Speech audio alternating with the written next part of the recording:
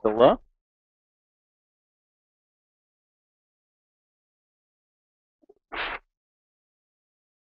I don't know if you can still hear me, Morgan, but your video feed seems to have totally frozen again.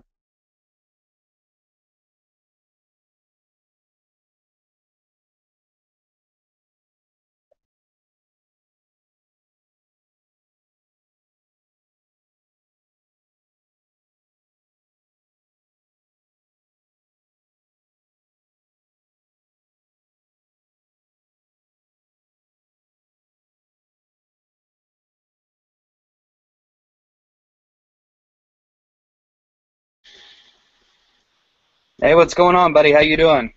Hi, Morgan. I'd like to welcome everybody to Full Circle Magic. We got Kevin Cunliffe here today, mentalist and creator. How you doing today, buddy? I'm doing really well, actually. Been working on plenty new items that you can probably see in the background here. Doing designing a new show as well, which I'm looking forward to getting on the road shortly.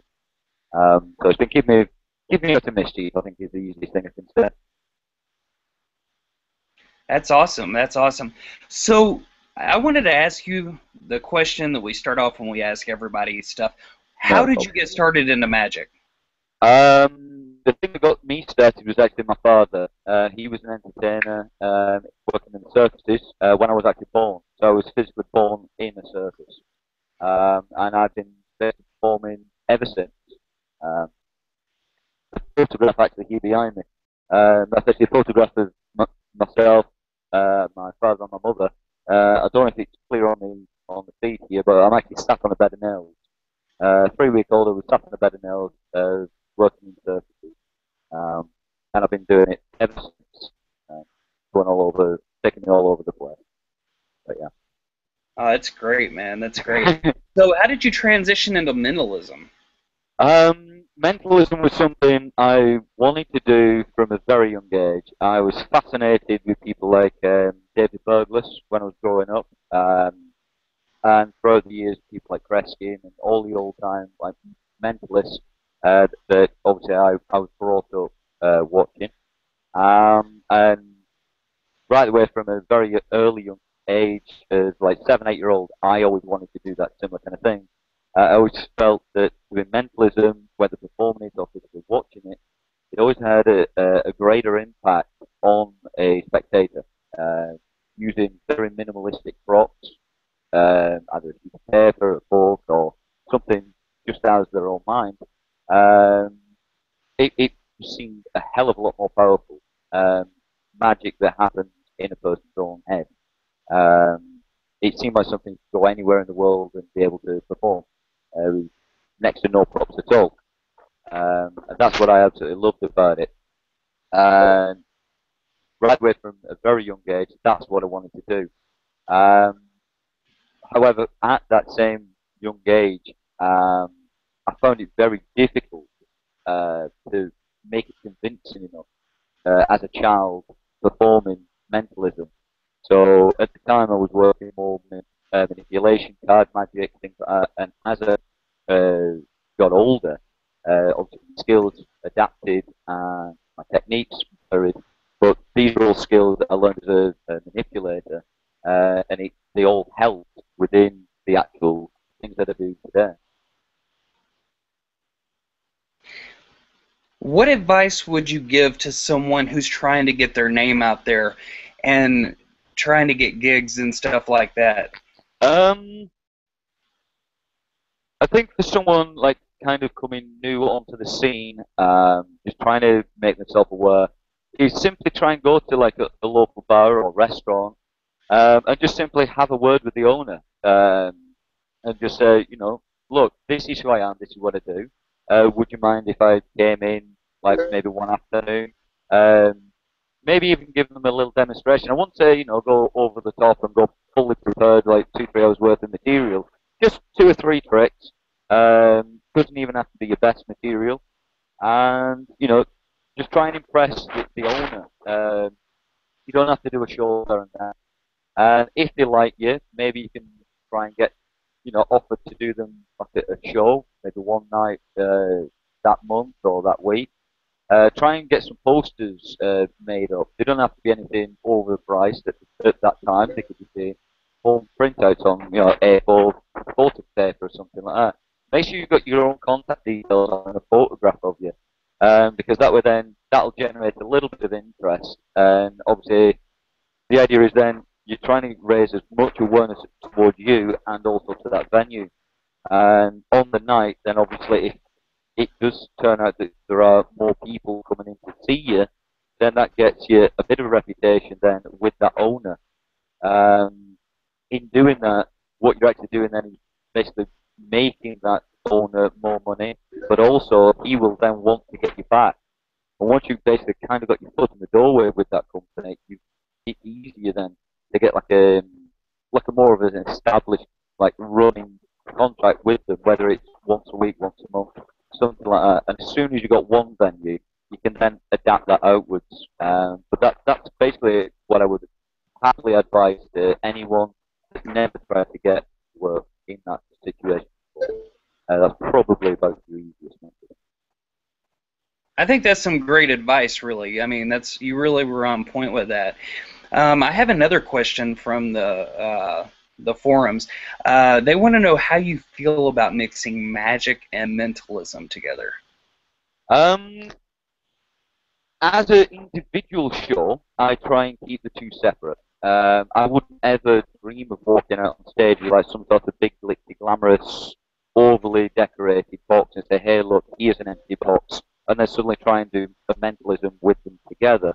I used to have three totally separate shows. One which was like your standard, like I don't mean to stand-up interrupt you, but cabaret. can you pull your Sorry, mic back just a little bit? You're coming out a little bit muffled.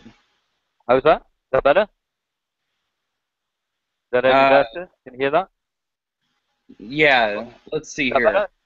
here. Is that Let's better check for you? through the forum here. I believe that's better. Okay. Pull it back just a little bit. It was just a little muffled.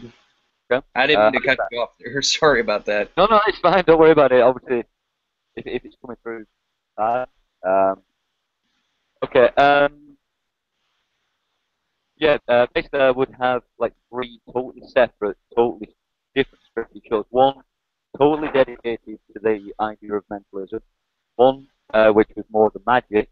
So things which are dedicated as more of a stand-up crowd, which is orientated to the full family. And then the third one, which was more sideshow and stunts, like that. So everything from like blockheads, eating up glass, razor blades, using pincushion, all that kind of stuff. I had basically for my own health reasons, I had to stop doing that performance.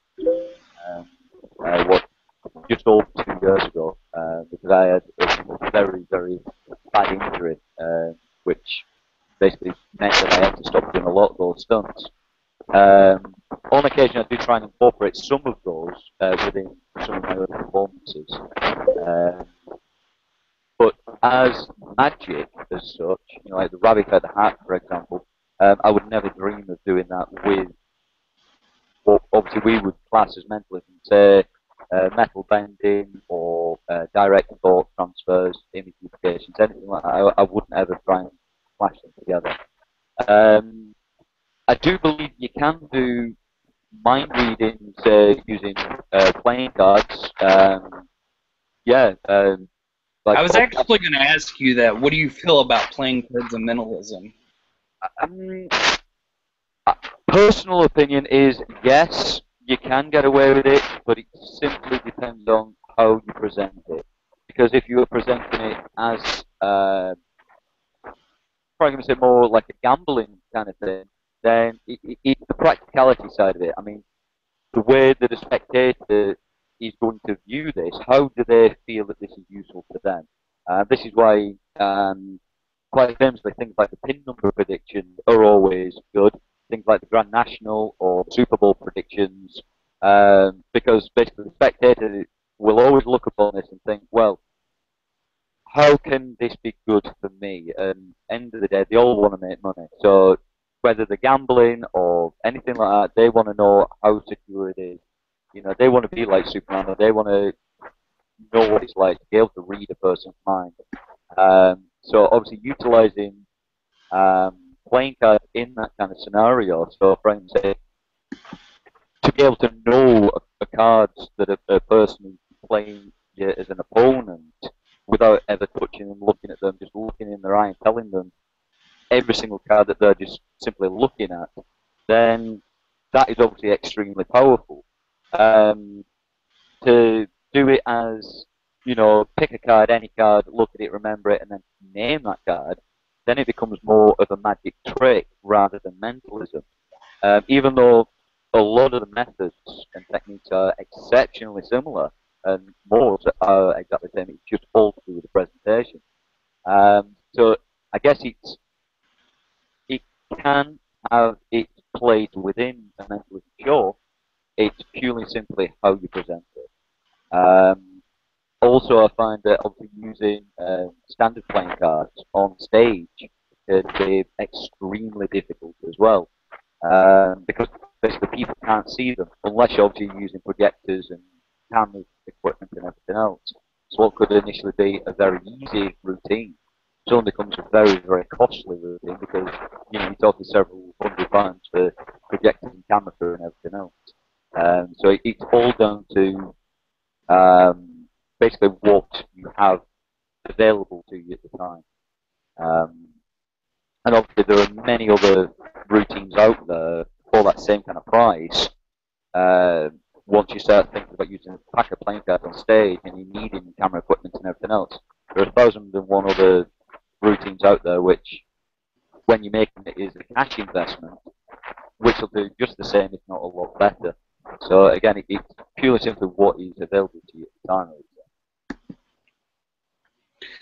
Excellent, excellent. And this is a question from Frank. He wants to know, how do you put together a mentalism show, and what's Okay, your favorite format? right. Okay.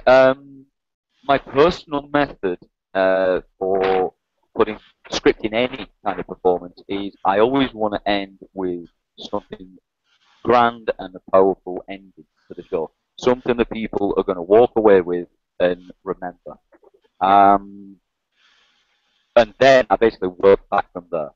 So what I would do is I would have one big grand routine or illusion or whatever it may be, regardless of what it is, the format of the show, and then I would try and find or even design something a much simpler format or of that same method or effect.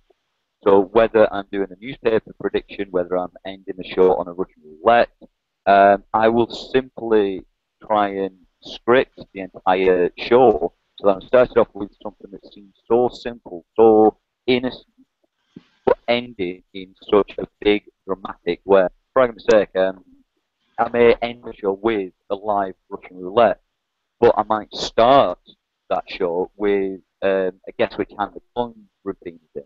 So it's the same kind of idea of an effect. You are trying to guess where an item is. But obviously the danger and the focus is building gradually throughout the show to the ultimate ending where now you've actually got a bullet loaded in a gun against your head and now you're risking all on the same kind of idea of chance and risk. Um, so to try and script a show, that is basically how I would um, begin. I would begin at the end and then gradually build up to that ending. If that makes any sense. Excellent. And you made some very good points there. I know when I'm putting together my show, I mean, the script and the blocking are crucial, especially in mentalism. I mean, It's and it's not just basically the routines that you need or want to perform as well. You've also got to think, and there you just mentioned about blocking as well. You've also not just got to think about yours, but obviously on stage hands if you have any. Obviously then you've got lighting technicians, and if you need certain tables of chairs to be in the right order, it ends up almost like a dance routine. And especially with mentalism, you're needing to get certain spectators out the audience. Um, Whether you need a gentleman to use with a jacket or a lady to use lipstick, things like that. So blocking is very, very essential. I would say your blocking is as essential as your patter and presentation in a lot of shows. So that is a crucial thing that most people forget about up until on the night, and then you can always tell if you're tripping yourself up or the stage ends up cluttered with tables and chairs and things all over the place. If you could just adjust your mic for us just a little bit once more Is it? time, please. Yeah, is that cutting in and out again? There you go. Can you hear that Oh, again? yeah, that's great. I was wondering also, I know you're a creator. You've got some great stuff on the market. Yeah. How? What is your creative process? What do you do when you go out to create Um. an effect? Can you tell us a little bit about your thinking and the process that you go through? Yeah. A lot.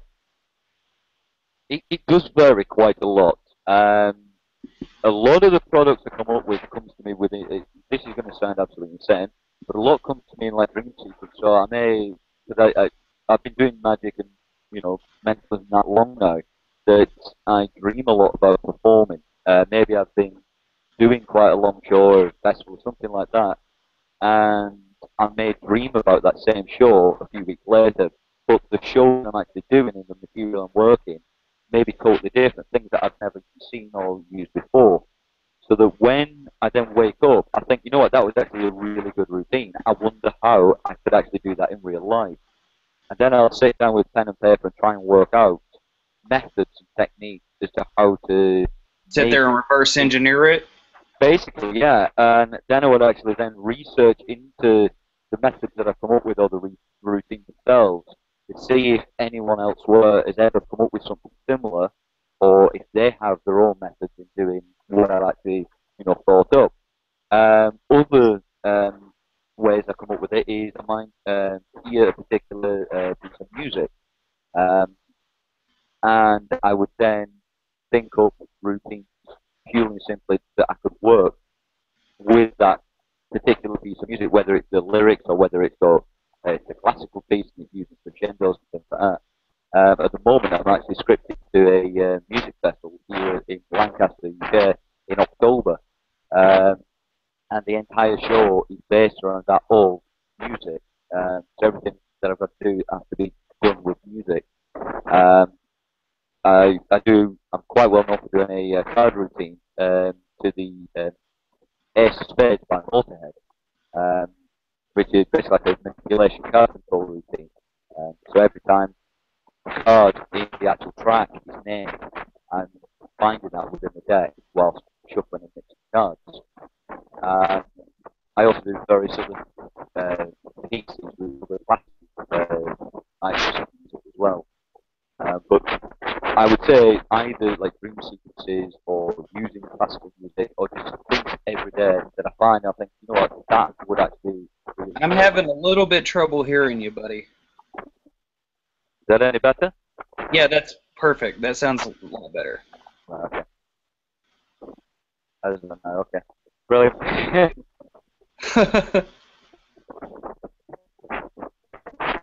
Okay. Yeah, so I think either dream sequences and reverse engineering it, or I would actually um, find a piece of music or hear something, whether it's an instrumental piece from like the backing music of the film, uh, or just I've been around the shops or something, and I can hear music playing in the background, or even listening to the radio. Um, I would hear a tune, and I think, you know what, that'd be really really cool to use on stage. Um, but either or, those are normally the two methods I would find a piece for. Um, but yeah, so I hope that helps.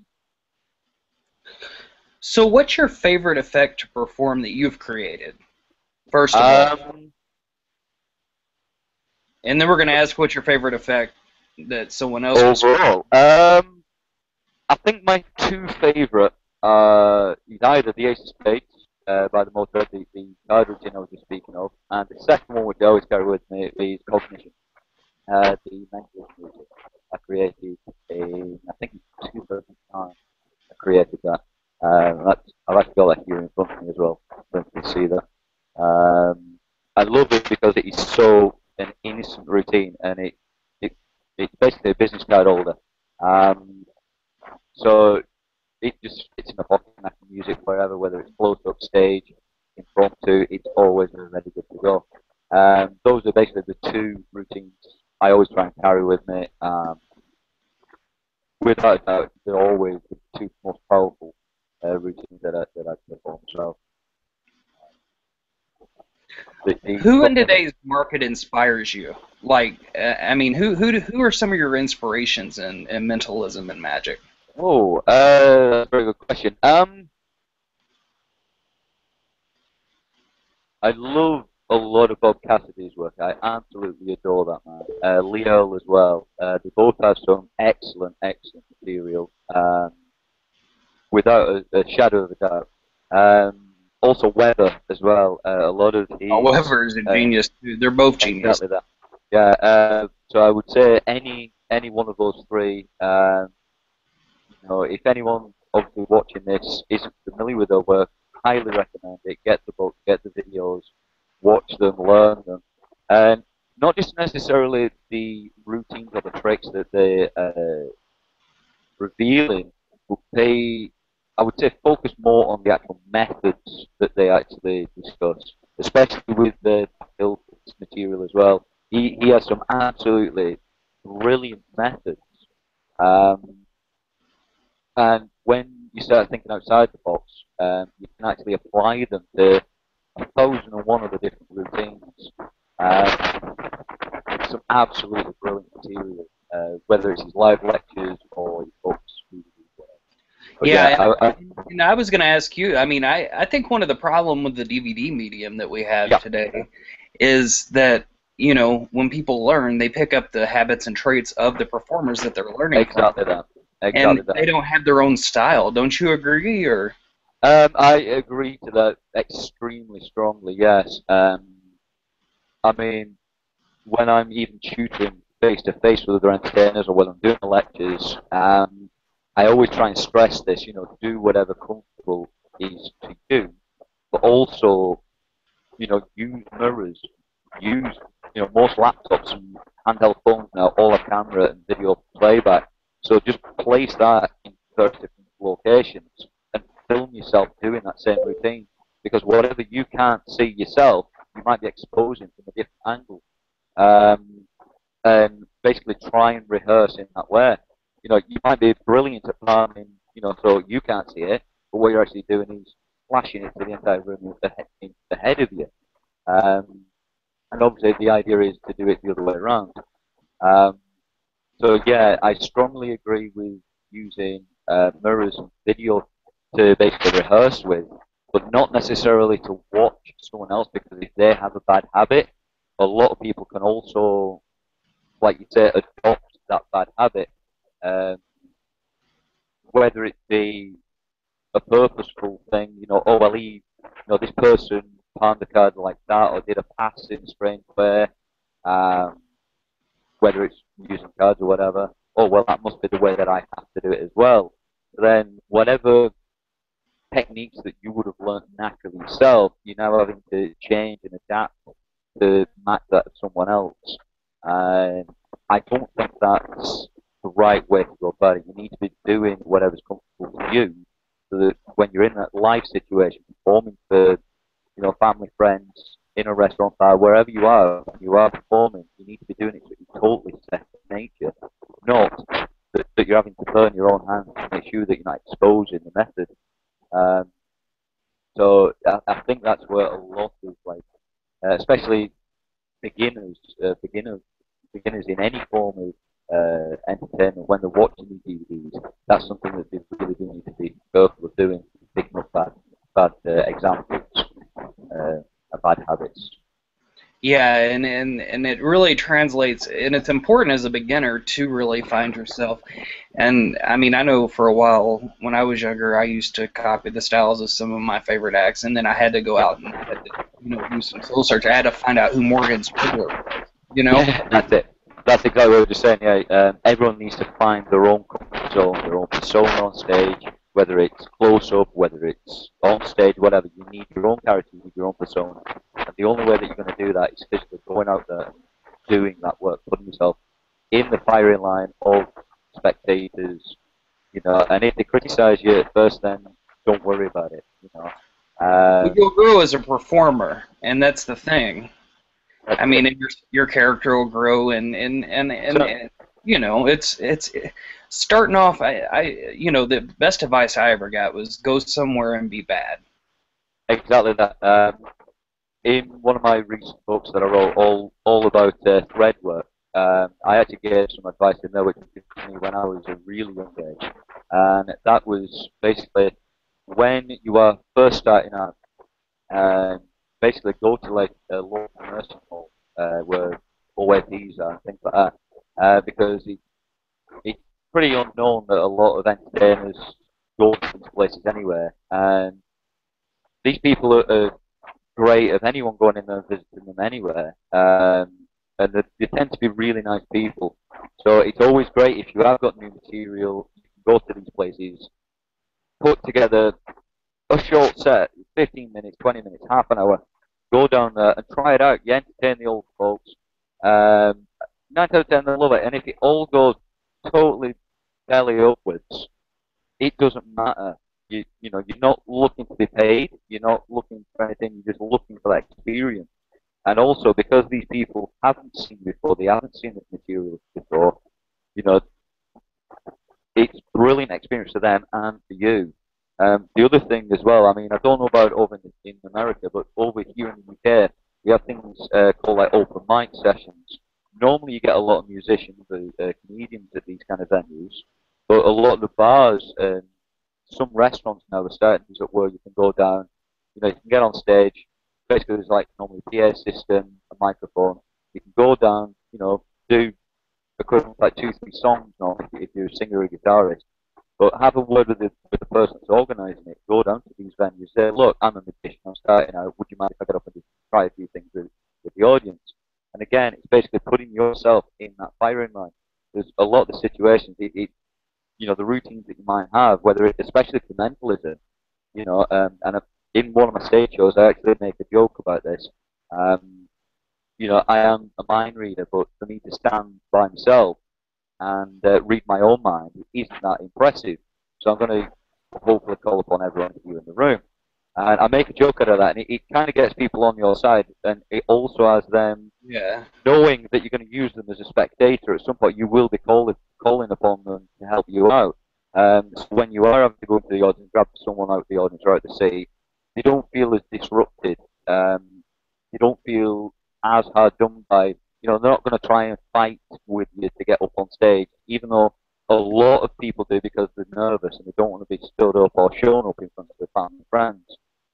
So it's almost like a reassurance thing for your audience that you will be getting up on stage, but obviously you're not going to embarrass them in any way. So that's another great way going about that from the offset to say who you are, what you're there for, and that you will be getting people up on stage to help you out. Um, and it was something that I started doing years ago, and it's aided me ever since. But also using these open mic sessions and things like that with various friends of mine, we'll all go down and we'll try out a few ideas, especially with new material, whether it's something that I've created or something I've taught or whatever, read in a book. I will think rather than trying it out on one of my live shows where I'm being paid, I'll go to one of these venues and I'll try it out. That way then it's not you know a big audience where it might go wrong. So even if it does go wrong, there's not going to be that many people there either. It's not How like important? How important do you think? Like I personally videotape every single show. How important do same you here. think that is? Yeah, I record every single one of the performances, especially if I'm using new material. I've got like it's actually over there in the corner.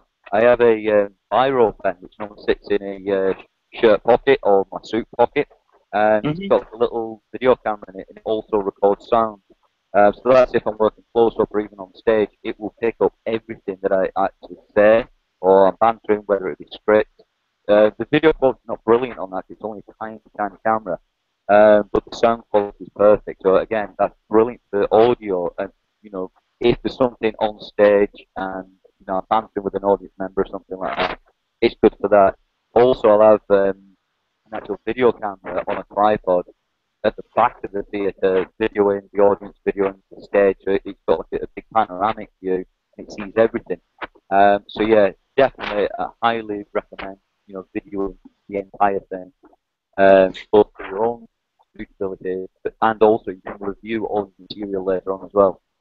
I believe that David Copperfield has somewhere in the region of 8 and 10 cameras, and he records every single show every day, and has done Oh yeah, for everyone in the many show's, years.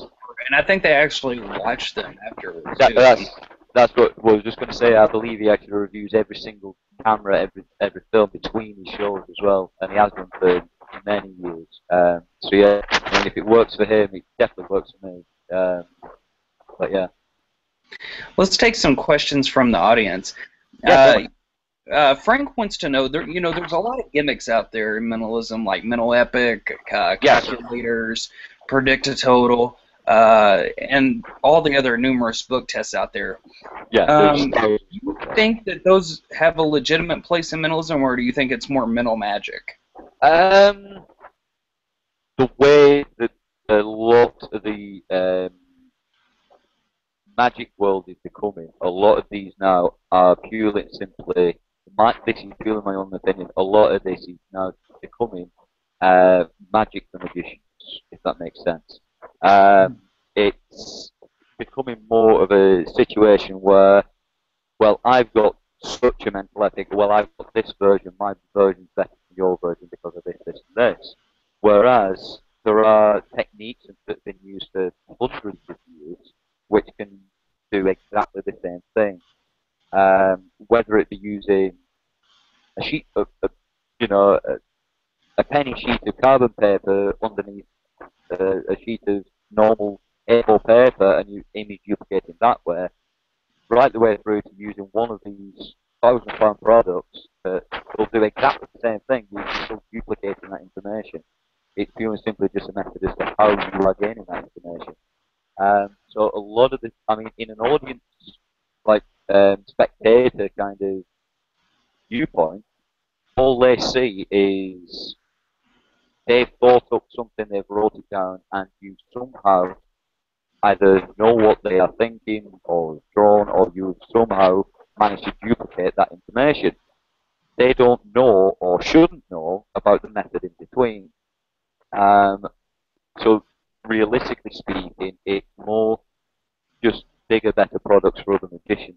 And I mean, you mentioned metal epic. That's an age-old technique that's been used by hundreds of different magicians over the years. Uh, and it is a great, great routine, and I highly recommend it. But again, there are easier, non-gimmick ways about going around that same routine. I'm sure you know most of them anyway. Um, it obviously works on a very old principle, um, which is a great principle. But yeah, again, whether it's image duplication or whatever that gimmick is, I would always highly recommend anyone that's going to go out and buy a product to simply sit back, read over the effect, and think, how will I do that trick, knowing the skills that I already know, and then try and look at the actual key points. There's normally always a key point with that product. It might say no switches, no carbon, no forces, and things like that. So whatever method that you may have worked out, do use those key points as a ticking off point, because you never know, you might actually work out either a new method or a better method that will work better for you, rather than spending a couple of £100 on a product that you might not actually need or might not actually like once you've invested all that money in it. And obviously, I might be totally wrong here in saying this, but you might go through all the checkpoints and think, well, yeah, I've come up with a routine and I've come up with a method and I've read it all, but I still like this and it will still be better for me. Then fine, yeah, go ahead, buy that item. It might work better for you. But those are always key points that I would use myself. No matter what the item is, not just necessarily for mental, but also for magic and everything else. Um, could you adjust your mic for me one more time? And I think that was some brilliant advice. I mean, that was really, really good. Okay. How important is cold reading to your act, if any? Um, Cold reading. Okay. Cold reading is something that I have been using for quite some time, and I know there are a lot of people that find it extremely hard, especially to get into. Um, you might get a person about your audience, and there might just be absolutely nothing, and there is no whatever it is, whether you're using what's known as Barnum statements, rainbow statements, anything like that. That kind of process to get into the read, to get that tell off that person. Um, I, I, I've had many conversations with other entertainers and people that use the technique. They always said the same thing, that first process is always the most hardest. Um, Basically convincing them of knowing something about that one person, about that individual, whether it's for a question and answer, whether it's to tell them about themselves, whether it's about a relative. I use cold reading a lot, whether it's for guessing which hand an item's in, whether it's for playing card identification. No matter what it is, I do use it a lot. Um, but it was after many a hundred conversations with different performers, and many of them all saying the same thing. That is when I created my recent product, the Oracle, the Oracle effect, which is this actual set of cards. Um, Oh, for nice. that Those was look actually, great. yeah, there you are. I don't see those. All the bit near the camera, so I can see the design. Yeah. Oh, wow, they That's look great. yeah. Those are the back design. Each card has its own category and paragraph of statement as a written answer. The idea with this is it, I wanted it as an alternative to something similar to like your ESP cards. Um, in doing that, what you can do is have a person, you can have just one of these cards, or you can use the entire set of these cards. And in doing so, what you're able to do is have a person ask any question, any category, and you're able to just take that and hand it to them. They can read it out, and it will give an accurate answer to the actual question that they've answered, that they've asked. Now, you don't even need to look at these on the face of yourself. The way that I've had these designed and manufactured is that each card is also marked. So in the instructions that I'm providing with these, you can have them obviously situated in various locations of the body. You can use them in 101 different ways. But this is the most recent product that's due to be released in about a week's time. Um, What's the so price on them? um, I'm actually going to offer anyone that's watching this feed a pre-release. So if anyone wants to get a copy of this, they can actually privately message me either through Facebook or my email, and I will allow them this at £20 a copy. That comes with the booklet, the cards, and everything else that you need. There isn't one particular routine or effect with it because, like I've said before, I want people to use it like you would a pack of cards or EFT cards. Um, so if you want to set up like as a fortune teller, you can, and do it as a direct question and answer kind of scenario. Again, you can. You can have them as a prediction or anything like that. But the answers that are in them are brilliant for question and answer or to get into cold reading as well. So basically, the categories in them. Um, there are 7 cards, 7 categories. So no matter what question a person answers, you can take that thread out, pull it up, have them read it, and it will be an answer to them. Or you could have it as sort of like a cold reading answer to that question. And then obviously you can move on into the cold reading techniques, whether using a Barnum statement or just looking at the body language. Um, I know Kent Nepper and a few others have done a lot on cold reading. I think one of Kenton's I'm having a hard time hearing you, hello, bud. you I'm there? sorry. Yeah, yeah. Is that any better? Yeah, yeah, I'm here. Yeah. Okay. Yeah, I that's know. better. Yeah, I know. You, Kent you Nepper were he talking about released. Kent Nepper? Yeah, Kent Nepper he released a publication a number of years ago called Deeply Cold, and that was also a fantastic publication. It gave some great ideas, great advice, especially on cold reading. Um, some advice that I was given many years ago when I first started out in cold reading and utilizing it with my performance was personally just try and get to know as many different types of people as humanly possible. And in knowing those kinds of people, when the moment you get a person up on stage, you can try and relate that person that you've never met before to one of these people that you do know really well. And then what you're able to do is, with that person that you've never met before, is simply describe the person that you already know. And in doing so, it's not 100% at all, but it does normally always work. I would say about 80-90% of the time. And in describing that person to them, you're hitting home near enough every single time. Like I said, it's not an accurate method in when doing it, but again, it's a great way of getting into cold reading. Um, but I hope that helps anyone that even wants to get into cold reading. Yeah, yeah, and I agree. I think cold reading is a tremendous tool that either whether you're doing psychic readings or if you want to enhance your mentalism routine. I mean, So, it's brilliant to enhance yeah. mentalism because you can Well, take a thing and just blow it out of the water with cold reading. well, certainly, massively so. I mean, even doing like an image unification, just a throwaway comment. You turn and say, "Oh, you thinking about whatever?" I just use it as a throwaway and say, "Oh, that's why I can't focus on this."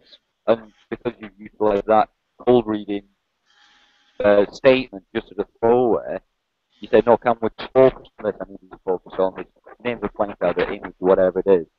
Forget about that for a moment. Come back to this." And I've utilised that quite a lot in performance. And again, like you say, it does enhance a hell of a lot of your performance. And to the audience as well, it's huge to telegraph when they're reacting. How the hell did he know about that? So yeah, highly, highly recommend it. Anyone that's wanting to use mentalism, definitely check out Baldy's. It is worth the investment to learn, but it isn't something that you can just pick up overnight either. Yeah, and there's a lot of different resources out there for cold reading for Certainly people so. to find. And Yeah. Kenton, like you said, is a brilliant resource. I Yeah. mean, he's some great material. Yeah. I was going to ask you, when do you script your show or do you wing it at times? Um, I try and script, I would say about 90-98% of my shows, mainly with material, um, and obviously for the blocking reasons, especially if it's a stage show. I'll always try and script the actual material, what's coming on, what's going on. But obviously, as you know yourself, when you're getting spectators up and on and off stage, um, and I mean, God forbid there is a heckler in the audience, when it's physically scripted, spoken, it can be very difficult. So, you might get a person up on stage that might be slightly drunk, might not quite behaving properly. So at that point, yes, you will have to kind of improvise slightly and, and go around things. But there are things in my show which have to be word for word scripted, or, the blocking has to be exact. Uh, And I agree with that. I think that's, in a lot of mentalism, you have yeah, to have a script that's word for word for it to actually that's work it, with the yeah. psychology and misdirection, So, the different principles involved in, to make a mentalism effect work. that's it. I mean, there are now things like your verbal forces as well, which have to be a script spoken in a specific way or a specific manner. Or, you might need, like, sort of like not necessarily an instant stooge, but obviously nowadays there's things quite famous like dual reality. So again, it does heavily rely on certain words and phrases being used in a specific manner. You may be saying to one person, when I do this, but, you might be actually tapping them on the back or, activating something. So it does heavily rely upon your actual script and command. What looks right to an audience, maybe something slightly different on stage, or, just uh, the actual routine itself. And I think that goes back to like the old electric chair routine, quite famously, with like the instant stooging, right way through like modern day, with people like Darren Brown with his sticking a hand to a person, sticking a person's hand to a table. Um, absolutely fantastic material. Um, but again, strongly relies on scripts again. How do you go about selecting your music, and how do you cue it? Normally, when I'm working a theatre show, I would have all my music queued up pre ahead of time on like two CDs. One that I'm actually working with, one as a backup in case the first one ever goes wrong, God forbid. I will also have it electrically backed up, so I'll have like either an iPod or my phone or some form of like memory stick or something like that. It's all electrical as well. Basically, I've got one that's playing, one that's backup, and then an electrical backup, all queued in and ready. Um, the actual queuing technique which I use is quite simple, quite straightforward. I have a my manager doing it, who knows my show as well as I do, both the method, technique, and everything I know. Because it's a simple thing that technology always fails. It will always fail, always has done. It's a man-made invention. So the best thing to do is actually physically have a person physically working your music in your lives for you. It's worth the investment, always has, always will be. For argument's sake, obviously in discussing this, my microphone keeps playing up. So if you're on stage, that's the worst thing you can have working is obviously your microphone putting in and out. Whereas obviously if you've got a person off stage with a soundboard in front of them, they can do their best to try and sort it out for you without interfering with your show. And the same goes for your lighting, music, or anything like that. The selection of music. Yeah, Uh, where do you find like the inspiration for it? um, I have an enormous collection of music. It's totally eclectic. Some of it is classical, some of it is rock, some of it is metal. I've got piano music. I mean, on my show at the moment, I've got soundtracks from films. I've got classical with Building, the Four Seasons. I've got even Seal, Kiss the Rose. These are all tracks which I'm currently using in my show. Um, so there is no particular style of music. It's just literally a song that I'll hear and I will literally just think, I've got a great idea what I can physically do with that music. There are some fantastic tunes out there, and I recommend it for the person that wants to magic to music is listen to all of them, see what is comfortable to you. Try and work out your own style first, because you might think, Well, uh, music can give you a different. That's a good that's point it. They're all because at different tempos. They're all at different paces. So I mean, you don't want something like the really heavy metal rock if you're going to come out wearing tailcoat, and dickcoat tie, because it's just going to clash with your character. Um, yeah, and that's a whereas great point. it's just going to hugely clash with your character. Whereas if you're coming out with, a big red, clown nose and a wig, you might want something circusy or sideshowy, something that sounds more humorous. It purely simply, you want it to reflect the character that you're using, also the style of magic that you are Still performing. here? Yeah, I'm still here. You know? Okay. I think you Um, cut out. Okay. Okay. I think what you got to remember is the music is basically another medium that can only strengthen the visual aspect of what it is that you are presenting. Magic is a huge visual art. It's one of the biggest in the world. Um, Music is basically an auditory to that. So basically, they should complement one another, not clash. Um, I mean, I do my own version of the floating rose, and that's where I use Seal's "Kiss from a Rose." So by utilizing that lyric in the actual routine and the timing of it, that is how I get them both to complement one another. Um, I also utilize classical music in my show as well when I need something more focused on the actual visual aspect of what I'm actually performing or presenting at the time. Um, and again, it depends whether you're doing something quite horrific, like swallowing razor blades or needle drums, or something like that, where blood is involved, um, right the way through to doing like ball manipulation or card manipulation. Um, so again, it can complement one way or another, but it will always strengthen your routine. Or that's what you're aiming for either way. Here's a question from Laura. She wants to know: do you use ESP or Zener cards in your act, and how do you feel about esoteric methods? Um, I over the years I've used both. Um,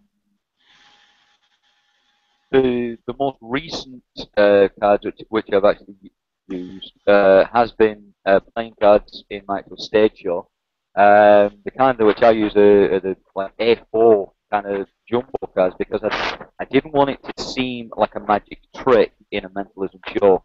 So by stating out and out that I am going to be using playing cards, but obviously with these I can't manipulate them in any way because they're too big to physically hold.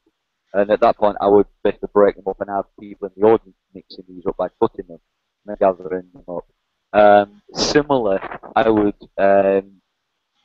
had some ESP cards, traditional like circle cross wavy lines. I had those blown up onto big cards, like big A4 boards, and I used those similar. I know more recently, after I had those manufactured, that I've actually stumbled across a few magic companies now that actually print and manufacture jumbo ESP cards. Um, I guess it's purely simply down to what it is that you're using on your own show and what the routine is that you're needing them for. Um, I have used both, and I don't see a difference in using either. Again, it purely simply comes down to what routine it is that you're using or what aspect of the show that you're actually presenting. I mean, it could be a suggestion kind of show. It could be a pure direct mentalism show. Um, Again, these are only tools of the trade. That's like saying to a plumber, uh, which do you prefer, a spanner or a monkey wrench? They're two different tools, but they do the same job. Um,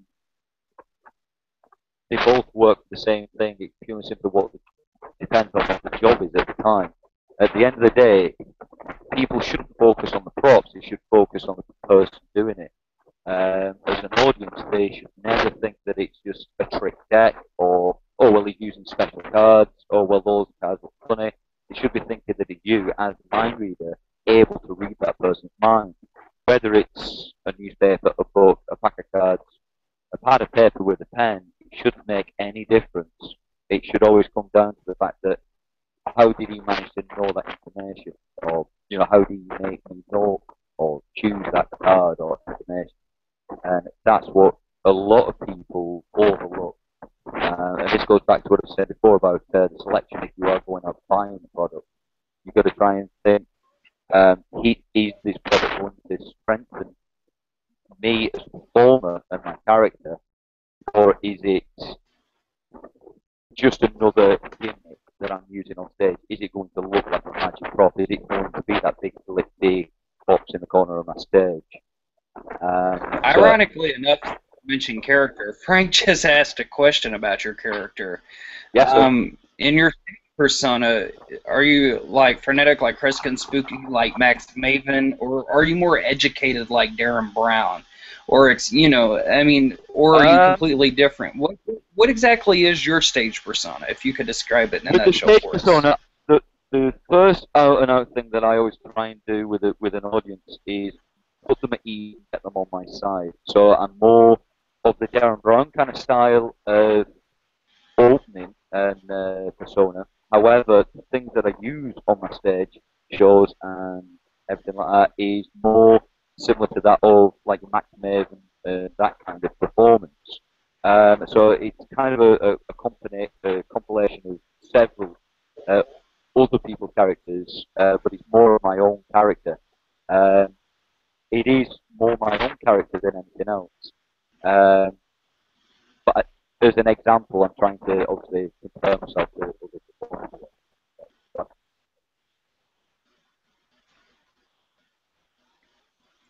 Um, you're cutting out again, buddy.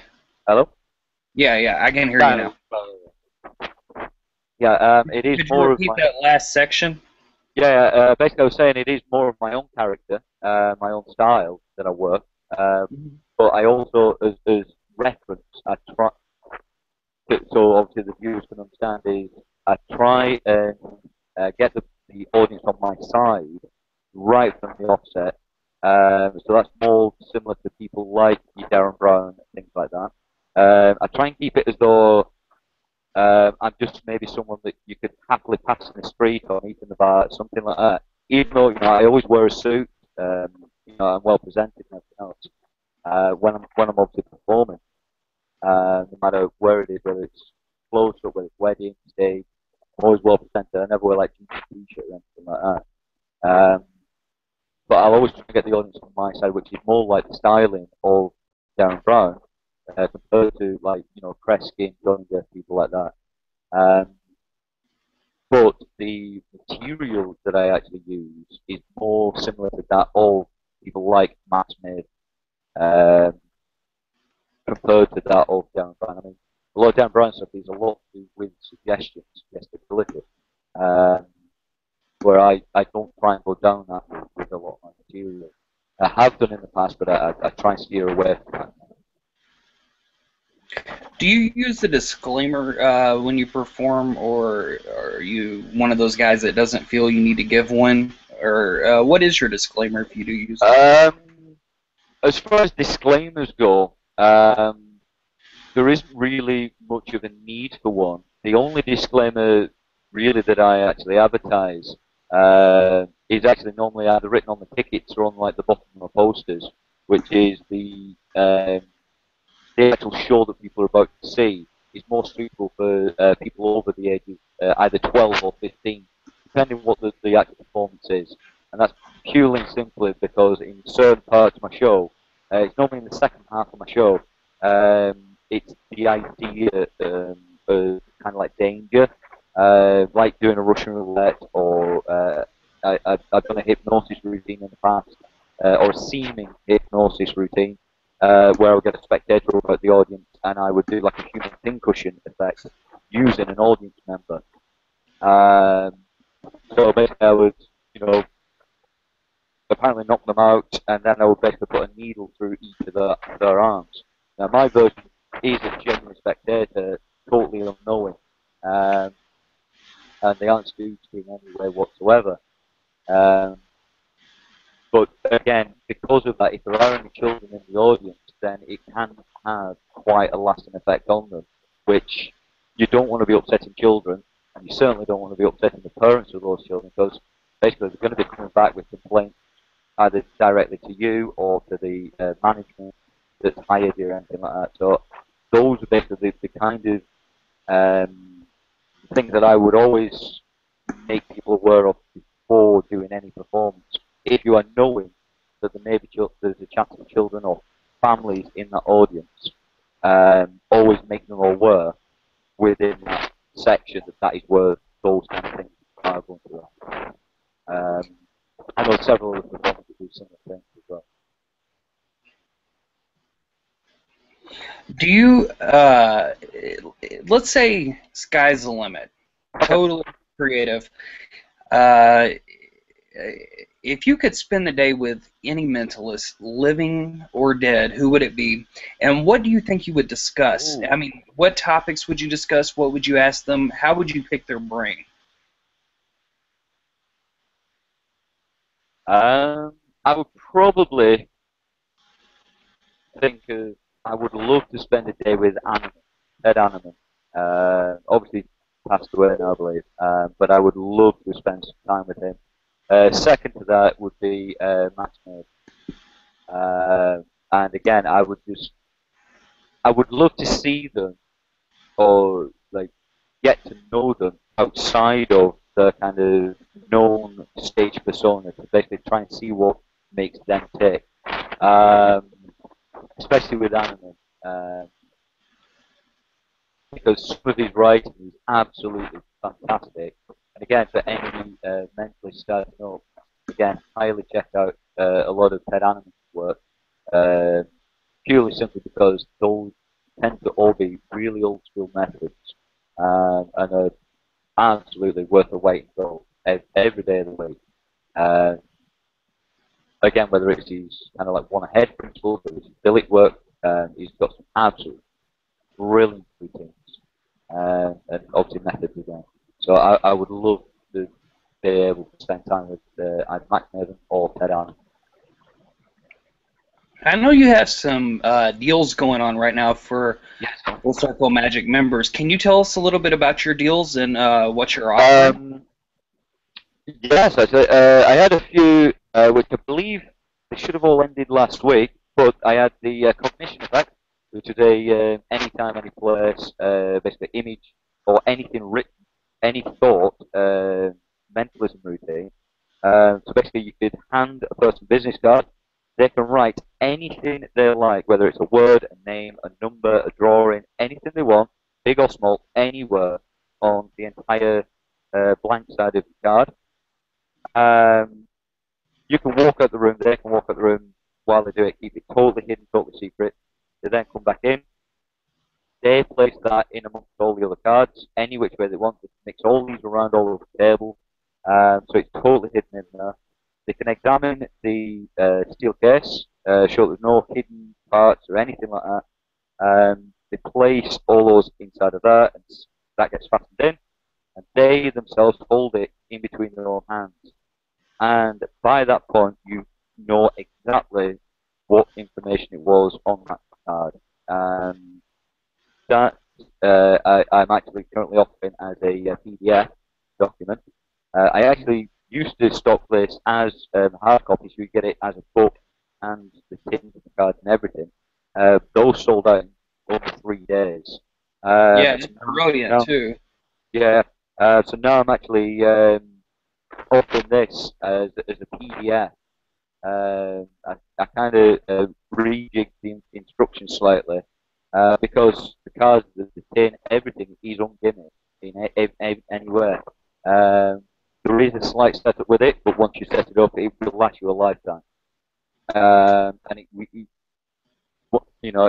stays in your pocket. It's good to go, whenever you need it. It's a fantastic routine. I carry it with me everywhere I go. The other items that I've got, as I've said, is the Oracle, which I was speaking about earlier, which I'm going to offer. As you can see, I've got various other books and publications here. The Pro Thread, which is invisible thread. I don't know if you can see that. The extremely reliable thread. It's what I use in pretty much every one of my stage routines and stage shows.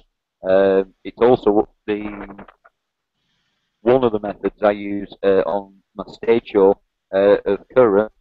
Um, the OBBE routine is a serial number divination. Um, I, I've never actually tried it with the US currency, like the dollar bill. I've never actually got hold of the dollar bill to actually try it. But basically, you're able. I know with the UK currency, because I use this every day. It's a totally impromptu routine where a person they take out their own money out of the pocket, they fold it all up, and you can place it in a wine glass, a shot glass, have them hold on to it themselves. Hell, they can even sign it and mark it. You never seen it, never touch it, but you're able to tell them the entire serial number without ever going near it. So Oh, that was a that's great. routine. Yeah, there is no pre-show work. You don't need to switch it, peek it, do nothing. You don't even touch it. So the only time in my own personal presentation is I take it once it's all folded up, I hold it at the fingertips and have them sign it so they can see that it isn't being switched for another one. It's now marked, and I'll stand it in a shot glass, so like a whiskey tumbler, so it's in full view, and then you can physically just walk away from it. And I'll take like a blank billet out of my pocket, and I'll concentrate on it, and I'll write down something that I'm picking up, and I'll hand them the card, and I'll have them actually physically read it out, take the bill, unfold it, and then confirm that they match. I came up with that a few years ago, and I shared it with another company here in the UK. Um, and basically, it actually got published in the project with many other magicians and mind readers here from the UK. But that is the same routine that basically got published in there. I've also got various other products here. The Cyclone Pad. I don't know if you can see that. There we go. That's a Cyclone pad, which is basically a image duplication effect. Um, it's a great routine. I carry these everywhere I go. The A6 inside, so they fit perfectly in your inside pocket. But they're also big enough to work on stage as well. Um, in the actual full kit, you get obviously your instructions, the pad, all the envelopes, the billets, absolutely everything. Um, but that that's the pad itself. Oh wow, that's nice. Itself. So there are no That looks electronics, great. nothing like that. It looks totally clean. It just looks like a normal notepad you would have lying around anywhere. Um, you can do thousand routines with it. I've given several within the actual instructions. Those are all routines which I've used on stage myself. Um, each pad is good for over 100 individual performances. Um, You can have a person take out the wallet in a different room, place the credit card inside an envelope, seal it totally in that envelope, bring it back up on stage, and you're able to tell them what the actual number is on their card. Uh, Again, while they're holding the envelope and everything else. Um, there is also a any word or any number test. The routine of an ID which I gave with that is what I because to me I don't like book tests anymore, and it's only a personal choice because I wanted to bring the book test up to date. And basically, this idea is what basically formatted the entire manufacture of that pad. Um, I personally felt that book tests was slightly becoming outdated because you don't find in modern day times many people carrying a physical hardback book with them anymore. Um, a lot of people now have Kindles or apps on the mobile phones and things like that. Or 9 out of 10, they just most people will find it through Google on the handset. Um, so I thought, well, you can't really do a book test on, with that format. And as soon as you start bringing out your own book, it straight away it becomes questionable. So I wanted to come up with a method and a way in which I could do that same kind of book test or any word using um, any person's mobile phone or a Kindle or anything like that. And the routine that I gave in the instructions is that I wanted a person to basically be able to take out their own mobile phone while still stood in the audience, scroll through any one of their own text messages, select it, and then choose any word out of that actual text message. And basically, as they're doing that, you can be apparently writing something down, place it down. They can obviously call it out, and as you turn the pad around, you've already written both the name of the contact and the word that is selected from that text message. And That's obviously, amazing. that's it. So And I basically we can actually purchase all this on your site, correct? this is it, yeah. Yeah, or if you come directly to me through Facebook, I'm happy to give a 10% discount on any one of these products that I've mentioned. Okay. Well, you know what? We're running out of time. You've been a fantastic guest, and Thank you. everybody at Full Circle Magic thanks you for joining us and giving your time. I'd like to thank Laura Isley and all the other admins out there, and most of all, I'd like to thank you, the listener, and all of our dedicated board members. And you know what? Full Circle Magic wouldn't be it without you. Thank you guys, and y'all have a great day. Thank you very much, guys. You were wonderful. Thank you.